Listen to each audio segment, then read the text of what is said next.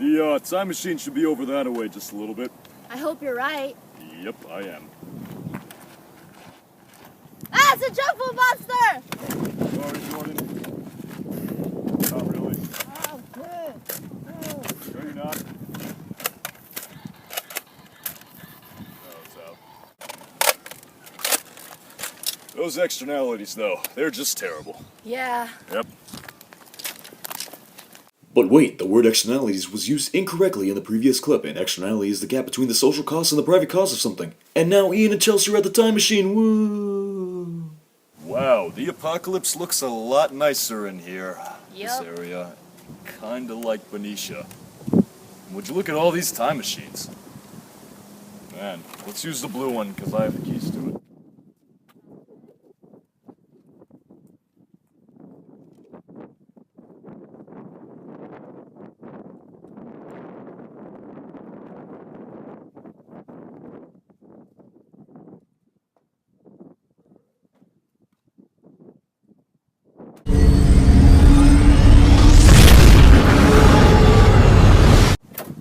Whoa, dude. It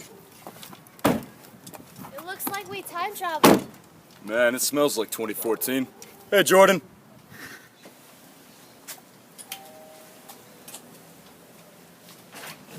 Hi, how can I help you? Hey, is this the year 2014 by any chance? It actually is. Yeah. Why do you need to ask? Because we time traveled back from 2099 to tell you that ignoring the social cost of food production causes the future to be overrun by junk food monsters. That makes total sense. And, you guys also wouldn't happen to be U.S. senators, would you? Yeah, we are senators, yeah. Oh, well, yeah, well, get out of my way, and Yeah, we're gonna plans. legislate. Well, I do Alright. have plans. We need to get some business done, sir. Alright, sounds good. Alright, I like it. Before we legislate, would you like a can of Coke? You think you're some kind of comedian? Yeah, You're a funny guy? maybe, Some kind of clown? maybe. Look at this drink. Look at this drink, Mr. Senator. What about it? This sugary soda killed my entire family. And? My wife, my kids, all dead because of this delicious carbonated beverage. I'm just doing my job. Come on, Mr. Senator. Let's get some business done. With water. And maybe some organic fruits and vegetables. Sit down, buddy. Gather round, children of God. Water, Mr. Senator. You won't be having any more of those problems, I take it, right? Alright, so we have some future devices that will facilitate this conversation. They're iPads.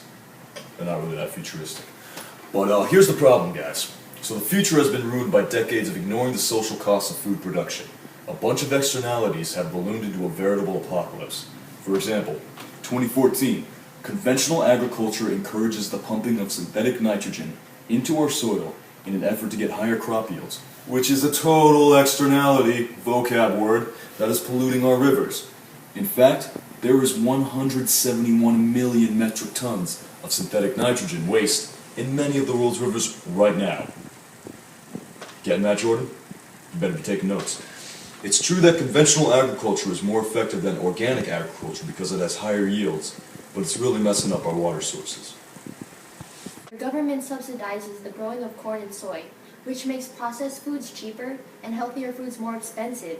This causes poor Americans to choose cheaper processed foods over healthier foods. Do you want the American poor to eat yucky processed foods? No, you guys are just forcing them into the situation. Where do you get it? You know, that makes total sense. We could deal with both problems by giving a boost to organic farmers, especially by subsidizing their organic farms, especially the ones that apply best management practices, such as not using synthetic nitrogen. You know, by subsidizing organic farms that don't use synthetic nitrogen, we can help save the environment and help people eat better. By giving more money to organic farms and less money to corn and soy farms, we would discourage the popularity of conventional agriculture. In the end, there would be more organic food on the market, which makes healthy food cheaper and unhealthy food more expensive. Ultimately, this saves both the American poor and the world's rivers. I like it. We're getting somewhere. So along with this, we got a problem, we got a solution for that one. So along with this, we have the issue of genetically modified organisms, otherwise known as GMOs, and the issues that come along with them. By genetically modifying the food that we produce, we gained a lot of benefits, but also were hurt by a myriad of problems like harmful substances in the food and vamped up superbugs immune to pesticides.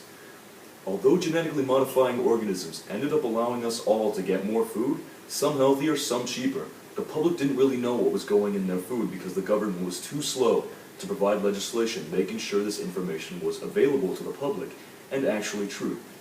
Working with our food to make it last longer and feed more people more healthily wasn't the issue. It was that the companies kept modifying our foods under our noses. We don't like that. Oh. No, you don't like that. That's bad. Why don't we just label everything if it's genetically modified? Well, that's the issue we have to deal with. The Department of Agriculture has taken some steps in the right direction, namely in approving the label for non-GMO products and allowing certain third parties to assure that these claims are true. But many companies are still fighting against it because it stops the flow of production and they feel it stops innovation. Even though GMO products have their benefits, it is our social duty and we cannot completely ignore the social costs. To make sure people are informed about what goes in their bodies and that they can make an informed choice on what they eat. Labeling these types of food doesn't even mean stamping it out. In fact, it would encourage more innovation.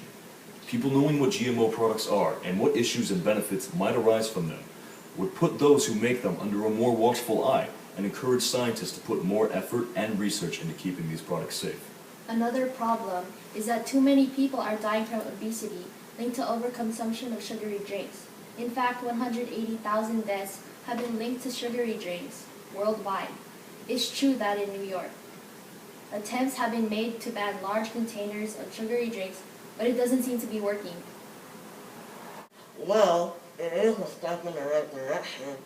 A lot of these things don't just work overnight.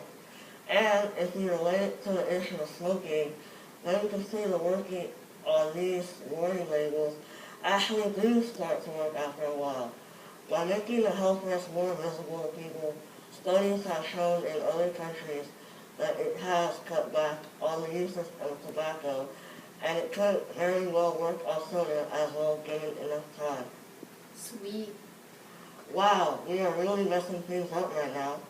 This day forth, I shall strive for gastronomic justice. That is just an awful line. Well, Whatever. I'm sorry. Peace out. Peace, bro. Good Good job, luck. good luck. Wrong hand, Jordan, but whatever. It's all good. Good luck, time travelers. All right. Thank I hope you. we change the future. Peace. Peace. So let's make sure that this actually works now. Yeah.